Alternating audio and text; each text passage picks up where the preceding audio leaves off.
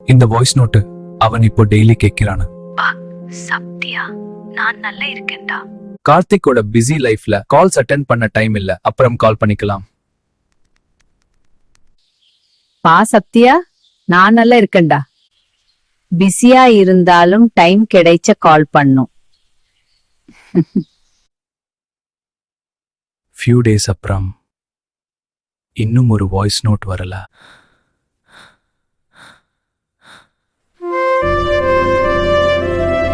சத்யா, நான் நல்லா இருக்கேன்டா. இப்போ அந்த லாஸ்ட் வாய்ஸ் நோட் தான் அவன் கிட்ட இருக்கிற ஒரு மெமரி.